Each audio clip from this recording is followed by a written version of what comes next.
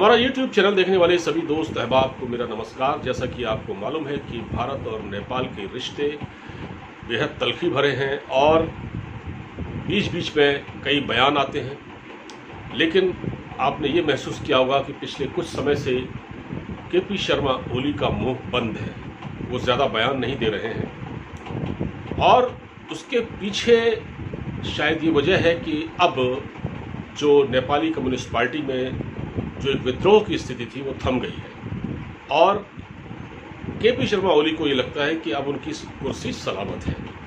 उनके खिलाफ जो बगावत कर रहे थे पुष्प दहल, कमल प्रचंड और माधव कुमार नेपाल, ये जो नेता हैं ये फिलहाल चुप हैं क्योंकि अब इनको समझा दिया गया है और ऐसा लग रहा है कि ये लोग दरअसल जो भारत के खिलाफ भी जो बयानबाजी कर रहे थे, यानी KP शर्मा ओली जिस तरह से भारत के खिलाफ बयानबाजी कर रहे थे, उसमें जो नेपाली कम्युनिस्ट पार्टी के अंदर जो हालत ख़राब थी, जो विद्रोह की स्थिति थी, उसकी वजह से ये लोग ध्यान डाइवर्ट करने के लिए अपने देश के लोगों का और ख़ासकर चाइना के इन्फ्लुएंस में आकर ये लोग भारत के खिलाफ बयानबाजी कर रहे थे।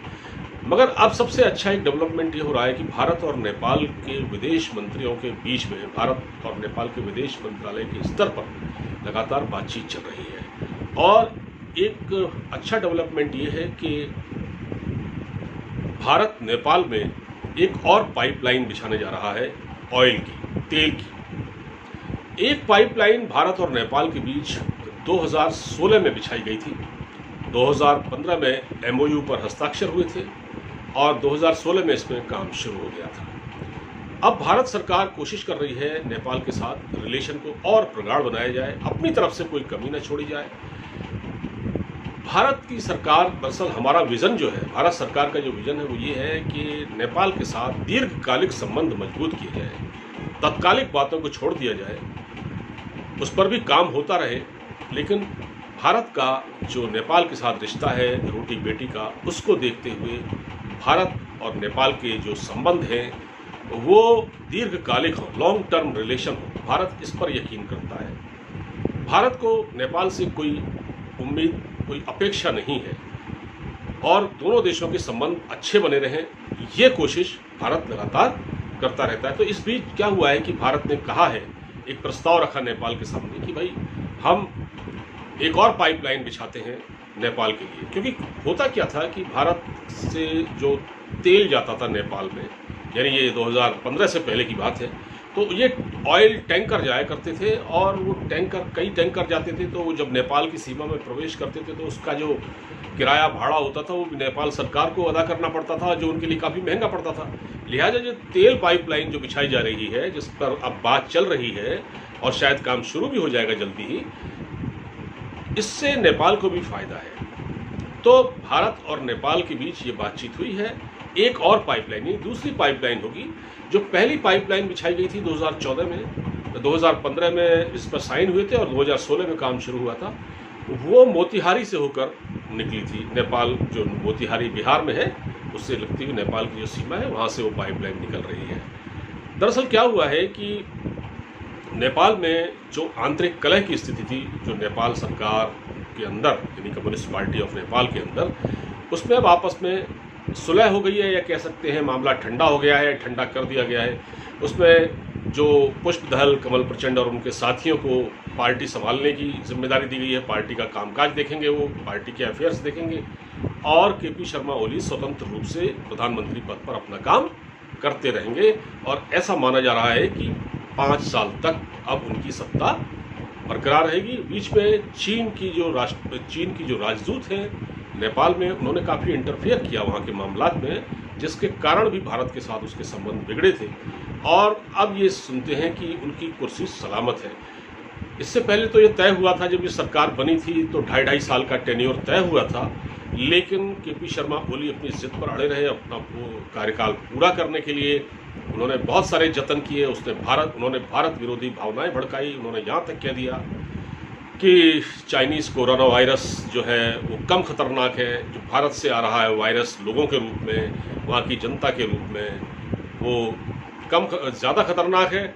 और उन्होंने यहाँ तक कहा कि भगवान राम का जन्म नेपाल में हुआ था, न कि अयोध्या में, इस तरह की बात भी उन्होंने कही थी। और उन्होंने जो भारत से आने वाली लड़कियां जो शादी करके नेपाल आती हैं उनको नागरिकता देने के लिए 7 साल का इंतजार करना पड़ेगा, ऐसी बात भी कह दी थी। और जो अतीत में जो भी हुआ वो सबको मालूम है। लेकिन भारत सरकार नेपाल के साथ लॉन्ग टर्म रिलेशन स्थापित करने में यकीन रखती है और वो अपनी जिम्मेदारी पूरी तरह निभाएगी। अब जो मैं आपको बताने वाला था वो ये है कि वहाँ चाइना बहुत सक्रिय है नेपाल के अंदर। उसने कई एनजीओज वहाँ पर सक्रिय कर दिए हैं जिसको चीन खुद ही फंडिंग करता है। और अब वो ये कोशिश कर रहा है कि जैसे कि भारत की जो गोरखा रेजिमेंट है जिसमें सारे गोरखा सैनिक हैं, तो वो एक सर्वे कराना चाह रहा है। वो एनजीओ को इस बात के लिए कंपेल कर रहा है कि एक सर्वे करें।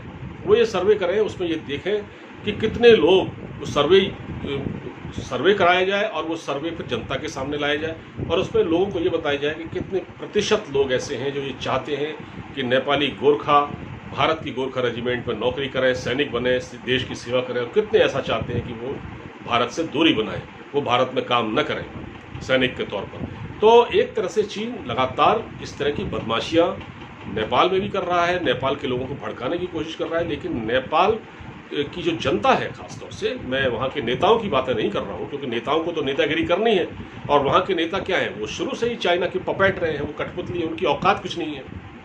यानी कि न वहाँ केपी शर्मा ओली की कोई औकात है, न प्रचंड की कोई औकात है। कल को अगर प्रचंड सत्ता में आ जाते हैं तब भी सूरत हाल बदलेगी नहीं। चाइना की ओर उनका झुकाव शुरू से था, अभी भी है और रहेगा। लेकिन वहाँ की जो जनता है, भारत सरकार का मुख्य उद्देश्य है वहाँ की जनता का दिल जीतना। और भारत की सरकार जानती है कि नेपाल के लोग बहुत अच्छे हैं और नेपाल के लोग भी चाहते हैं भारत से दोस्ती रखना, क्योंकि यहाँ बहुत सारे नेपाली नौकरी के लिए आते हैं।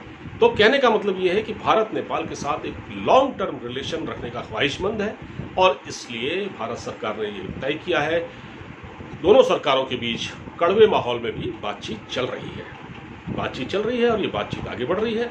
और अब एक तेल पाइपलाइन बिछाने का मंसूबा तैयार हो गया है और इस पर दस्तखत भी हो गए हैं और मुझे लगता है कि ये काम बहुत जल्दी शुरू हो जाएगा। एक पाइपलाइन पहले ही बिछा दी गई थी 2016 में। इससे नेपाल को भी आसानी होगी, इससे नेपाल के लोगों को भी ये लगेगा कि भारत उनके बारे में कितना सोचता है, हमारी उनसे कितनी हमदर्दी है। तो भारत सरकार नेपाल के लोगों का दिल जीतना चाहती है, वो ऐसा हमेशा करती रही है और करती रहेगी। फिलहाल इस वीडियो में इतना ही। अब मुझे इजाज़त दीजिए, अपना ख्याल रखिए, नमस्कार।